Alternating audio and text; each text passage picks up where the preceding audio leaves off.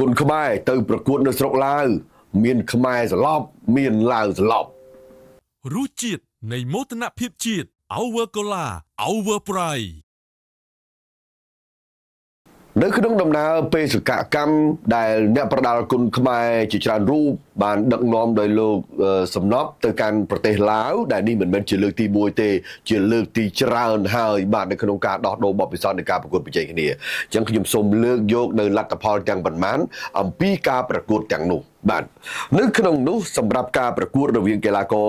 សាយសារ៉ាប្រកួតជាមួយនឹង Daily Somani បាទទៅអត់រួចទេសារ៉ាបាទគឺសន្លប់បាទចាញ់ក្រោមថ្វីដៃរបស់កូនឡាវ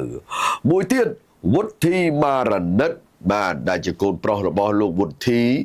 ដែល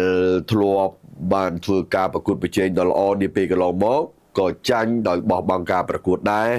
ដោយនៅក្នុងនោះគឺចាញ់ក្រោមថ្វីដៃកីឡាករសឿដាំបាទចូលបបិសោតថ្មីទៀតសម្រាប់កីឡាករទាំងសងខាងមួយគូទៀតគឺកីឡាករសំណាងចត្រាចាញ់សន្លប់ទៀតបាទគាត់3ដំបូងហ្នឹងយើងចាញ់ឡើង3ដំណោបាទផេតដនមួងជាអ្នកផ្ដួលកីឡាករសំណាងចត្រាប៉ុន្តែសម្រាប់គូទី4យឿនសារុនបានវាយយត់ផេតអាកេម៉ានីបាទឲ្យសន្លប់វិញ